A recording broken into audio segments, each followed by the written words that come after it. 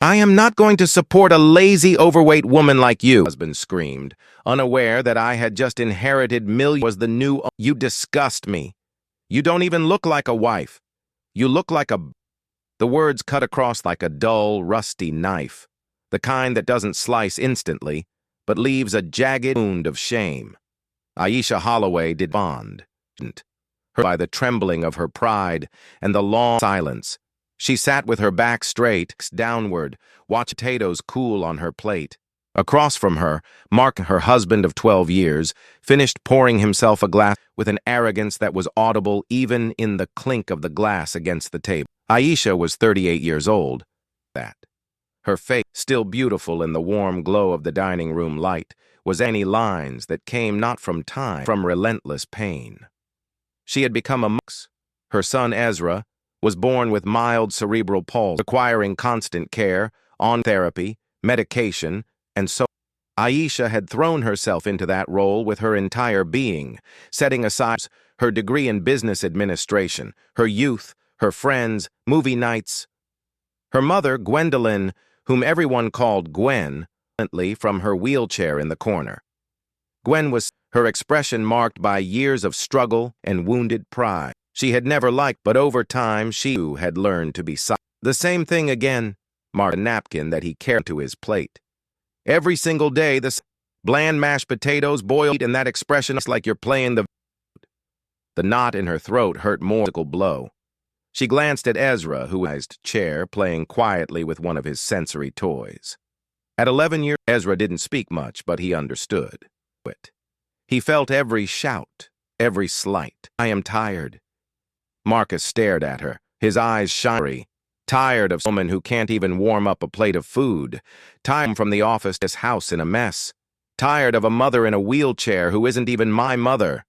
Marcus, Aisha suddenly yelled, so loud that Ezra dropped his toy. Marcus, not with fear, but with mockery. Look who woke up. The prison. Gwen raised a trembling hand. Not in front of the child. And why not?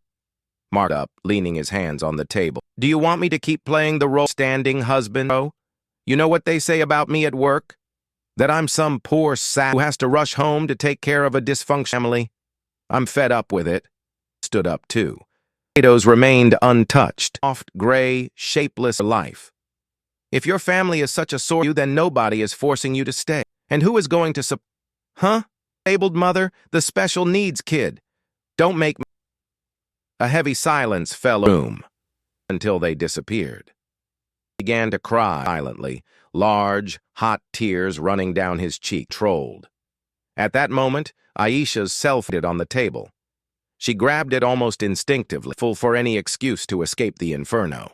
It was an unknown number. She hesitated for a second, then answered. Yes. A man's voice, measured and formal, spoke. This Miss Aisha Holloway? Yes, is she. I'm calling on behalf of the law firm of Sterling and Associates. Aisha turned around slowly. Gwen was breathing heavily. Aisha hung up the phone. So what's happening? Marcus asked, his tone laced with sarcasm. Did they call to offer you a job as a washer? Aisha looked at him as if seeing him for the first time. Answer. Who was it? Gwen asked, her voice raspy. A lawyer. They say I inherited something. Something big. From who? From Elias Vance. Mark out a dry laugh. The owner of the old millionaire who was in the news days ago for dying alone. Aisha nodded silently. And what with you? That's what I'm wondering. Gwen lowered her gaze. Tremor in her hands betrayed her. You know something? This isn't... Yes, it is! Slammed his hand on the table. Someone going to explain what... Ezra began to cough, choking on his own tears. Aisha rushed to him, cradling him against her chest. Okay, my love. Mama is here. Isn't going anywhere.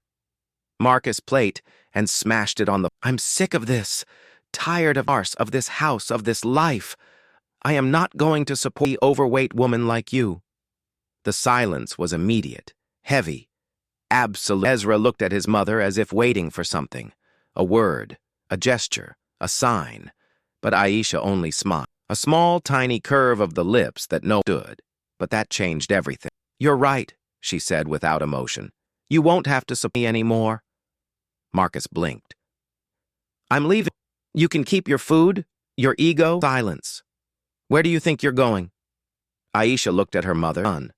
I can breathe. And without another word, picked Ezra up and carried him upstairs.